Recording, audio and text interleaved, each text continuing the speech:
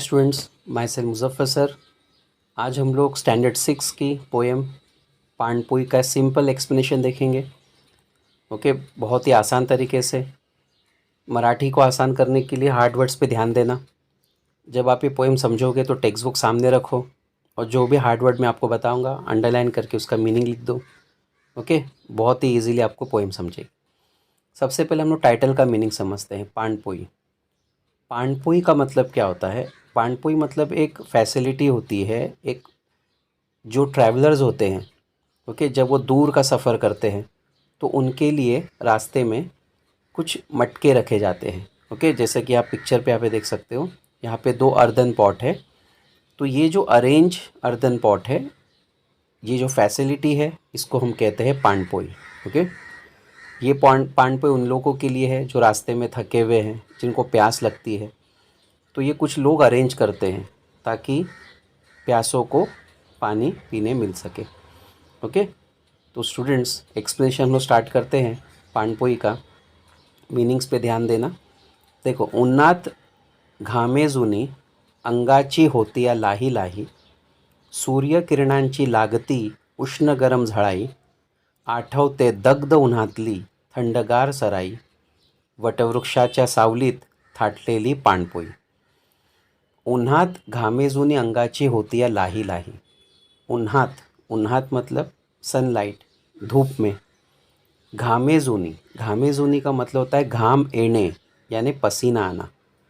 अंगाची होती लाही लाही, अंगाची होती लाही लाही, अंगाची मतलब पूरे शरीर पर, होती लाही लाही मतलब बहुत परेशान होना। जब तेज़ धूप में हम बाहर निकलते हैं तो जब पसीना आता है तो हम कैसे अनईजीनेस फील करते हैं, है ना? तो उसको कहा गया है कि जब हम तेज़ धूप में बाहर निकलते हैं तो पूरे शरीर में पसीना आता है, हम उससे बहुत परेशान होते हैं। सूर्य किरणांची लागते, सूर्य किरण, सूर्य किरण मतलब सनलाइट। लागती उष्ण गरम झड़ाई, उष्ण गरम झड़ाई मतलब सूरज की जो किरणें हैं ना, उससे हमें बहुत ही ज़्यादा हीट फील होती है हमारे बॉडी पर। यानी सूरज की किरणें हमारे शरीर पर पड़ती है, जिससे अब झड़ाई मतलब क्या? जैसा देखो, गाँव वगैरह में जब हवा चलती ना धूप में भी, तो उस हवा में भी गर्मी महसूस होती है ना? तो सूर्य किरणाची लागते उष्ण गरम झड़ाई। और ऐसे वक्त क्या होता है कि जब हम रास्ते से चलते हैं तो सूरज की किरणें हवा के साथ हमारे बदन को मतलब टच करती है। आठवते दग्ध उन्हातली थंडगार सराई। आठवते, आठवते मतलब याद आना। Okay, remember. दग्ध उन्हातली तेज़ धूप की, थंडगार सराई, थंडगार मतलब कूल, और सराई, सराई का मतलब क्या होता है? सराई मतलब अ प्लेस ऑफ हैप्पीनेस, यानी एक ऐसी जगह जहाँ पे हमें खुशी मिलती है। तो ऐसे वक्त पे हमें धूप में याद आती है पानपोई। मतलब हमें याद आता है कि हाँ, यहाँ से हम गुज़र रहे थे तो हमने देखा था एक बार कि यहाँ पे पानपोई थी।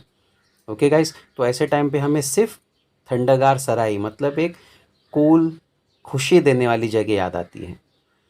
वट वृक्षाच्या सावलीत, और पेड़ के छाँव में, सावलीत मतलब शैडो, थाटलेली पानपोई, थाटलेली मतलब अरेंज की गई। पानपोई का मतलब मैंने आपको बताया, पानपोई मतलब जो अर्दन पॉट होते हैं, ओके, जिसमें पानी रखा जाता है ताकि लोगों को, ट्रैवलर्स को पानी पीने मिले। आई होप फर्स्ट पैराग्राफ आपको इजीली समझा है। आगे बढ़ते हम लोग। रखरखत्या उन्हात सुटतो अवखळ वारा, धुळी संगे पाला पाचोळा, जाई या उंच अंबरा, थकलेल्या वाटसरूला ग्लानी येते गरागरा, पिऊनी पाण्याचा घोट तेव्हा महत्त्व कळे खरा। रखरखत्या उन्हात सुटतो, रखरखत्या उन्हात मतलब तेज़ धूप में। सुटतो अवखळ वारा, वारा मतलब हवा, विंड। अवखड़ कहा गया, अवखड़ का मतलब क्या होता है? मस्तीखोर, मस्ती करने वाला। तो ऐसे धूप में क्या होता है? बीच में हवा चलने लगती है ना? धूड़ी संगे पाला पाचोड़ा, धूड़ी संगे, धूड़ी मतलब डस्ट, संगे मतलब विथ, डस्ट के साथ। पाला पाचोड़ा, पाला पाचोड़ा मतलब जो, जैसा हम कह सकते हैं कि सूखे हुए पत्ते ज़मीन पर गिरे रहते हैं, है ना? थोड़ा बहुत जो कचरा होता है, ओके, उसको कहते हैं पाला पाचोड़ा। जाई या उंच अंबरा, जाई मतलब जाने, उंच मतलब ऊंचे, अंबरा मतलब आसमान। तो क्या होता है जब हवा चलती है ना, तो हवा के साथ धूल मिट्टी उड़ती है, ओके, सूखे पत्ते उड़ते हैं, कचरा उड़ता है, और ये हवा उन सब को जैसे कि आसमान तक ले जा रहा है। कभी कभी आप देखते होगे कि हम जंगल एरिया में जब हम जाते हैं या ग्राउंड एरिया में, तो वहाँ पे जब हवा चलती है ना, तो हवा के साथ ऐसे धूल मिट्टी है ना, और ऐसा कचरा भी हवा में ऊपर उड़ने लगता है। थकलेल्या वाटसरूला, थकलेला मतलब टायर्ड, थके हुए, वाटसरू ट्रॅव्हलर्स, ग्लानी येते गरागरा, ग्लानी येणे, ग्लानी मतलब चक्कर, गरागरा मतलब सर घूमने लगता है। और ऐसे टाइम पे जब एक ट्रैवलर ऐसे धूप में चलता है, दूर से ट्रैवल करके आता है, तो उससे चक्कर आने लगती है। पिऊन पाण्याचा घोट, और जब वो पानी का घूट पीता है, तेव्हा महत्त्व कळे खरा, महत्त्व कळणे, इम्पोर्टेंस पता चलना। और तब हमें, जब हम ऐसे थके हुए रहते हैं, जब हमें बहुत ज़्यादा प्यास लगती है, और जैसे ही हम पानपोई से एक घूंट पानी पी लेते हैं ना, तब हमें पानी की इम्पोर्टेंस पता चलती है। और स्टूडेंट्स, ये बात बिल्कुल सही है, पानी की इम्पोर्टेंस हमें मालूम होना चाहिए। पानी हमें कम वेस्ट करना चाहिए, क्योंकि हम जितना पानी वेस्ट करेंगे, आगे चल के हमें उतनी ही प्रॉब्लम फेस करनी होगी। तो पानी की इम्पोर्टेंस हमें ऐसे वक्त पे ही पता चलती है, जब आसपास कहीं पर भी पानी नहीं है और हमें बहुत ज़्यादा प्यास लगी है, और अचानक हमें ऐसे पानपोई दिखती है, वो देखकर हम बहुत खुश होते हैं। हम उसमें से एक गिलास का, जब एक गिलास निकाल कर, एक पानी का गिलास निकाल के जब एक घूंट पीते हैं ना, तब हमें पता चलती है कि सही में पानी कितना हमारे लिए ज़रूरी है। या दिवसात चोहीकडे पडते कडक ऊन, सारखी सारखी लागते साऱ्यांना मोठी तहान, पिण्यास ठेवतात पाण्याने भरलेले रांजण, रंक असो वा राव, हे पाणी पितात सारेजण। या दिवसात, या दिवसात मतलब गर्मी के मौसम में, चोहीकडे ऑल ओवर, चारों तरफ, पड़ते कड़क ऊन। अब गर्मी में क्या होता है, चारों तरफ कड़क ऊन, कड़क ऊन मतलब कड़क धूप पड़ती है।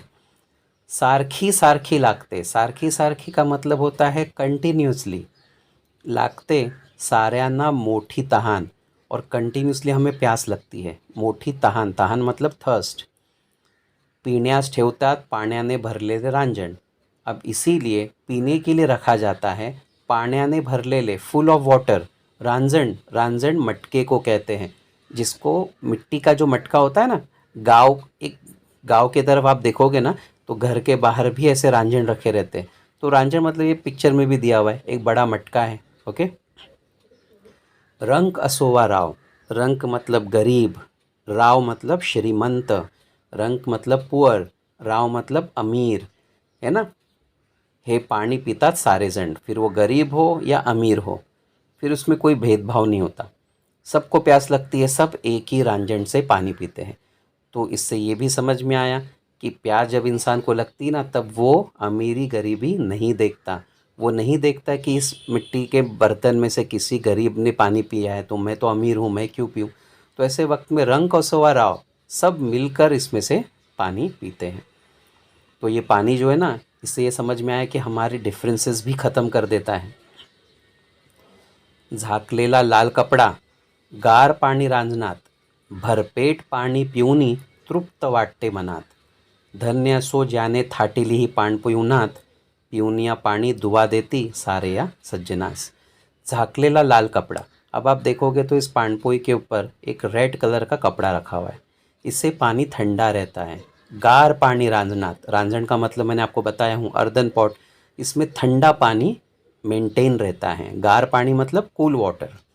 भरपेट पानी पीऊनी, जब इंसान भर पेट कर पानी, भर पेट मतलब दिल भर कर जब पानी पीता है, तृप्त वाटते मनास, तृप्त वाटने, टू फील सेटिस्फाई। और जब इंसान पेट भरकर, दिल भरकर पानी पीता है ना, तो सेटिस्फाई फील करता है। धन्य सो, फिर वो दिल से दुआ देता है, ज्याने थाटली ही पाणपोई उन्हात, धन्य सो, बहुत ही ग्रेट पर्सन है वो। धन्य मतलब वो इंसान के लिए दिल से दुआ निकलती है, ज्याने थाटेली, जिसने अरेंज किया है, ही पाणपोई उन्हात, और वो इंसान बहुत बड़ा इंसान है, उसका दिल बहुत बड़ा था जिसने इस गर्म धूप में पानपोई अरेंज किया है। पीऊन या पानी दुआ देती, पानी पीकर सब दुआ देते हैं, त्या सारे सज्जनास, सज्जन जेंटलमैन, एक अच्छा इंसान, और पानी पीकर हमारे दिल से दुआ निकलती है उस सज्जन इंसान के लिए जिसने ये पानपोई को अरेंज किया है। ओके, आई होप स्टूडेंट्स ये आपको पोएम इजीली समझी, इसका एक्सप्लेनेशन इजीली समझा। इसके जो जो पोएट है वो अयूब पठान लोहगांवकर है। इन्होंने बहुत ही अच्छी पोएम लिखी है, वाटर की इम्पोर्टेंस बताई है, पानपोई का मतलब बताया है। ओके, तो ऐसे गर्मी के मौसम में जब हम लोग बाहर निकलते हैं तो गांव खेड़े में हम देखते हैं ऐसी पानपोई अरेंज की जाती है, जिससे हम एक घुट पानी पीकर सेटिस्फाई होते हैं और उस पानपोई अरेंज किए हुए पर्सन को हम दिल से दुआ देते हैं। ओके, और भी ऐसे कुछ पोएम्स या कुछ इम्पॉर्टेंट चीज़ें होगी मैं यूट्यूब पे अपलोड करूँगा। मेरे यूट्यूब चैनल को आप सब्सक्राइब करो ताकि आगे मैं और भी इम्पॉर्टेंट लेक्चर अपलोड करने वाला हूँ। मराठी सिखाऊंगा मैं, मराठी के इम्पॉर्टेंट वर्ड्स, फ्रेज़, जिसको हम हिंदी में मुहावरे कहते हैं, ऐसी बहुत सारी चीज़ें मैं आगे अपलोड करते रहूँगा। तो मेरे चैनल को सब्सक्राइब कीजिए ताकि आपको ऐसे अपडेट मिले और जितना हो सके उतना ईजीली मैं मराठी एक्सप्लेन करने की कोशिश करूँगा। Okay, thank you so much, all the best for your upcoming exams. Okay, bye, take care.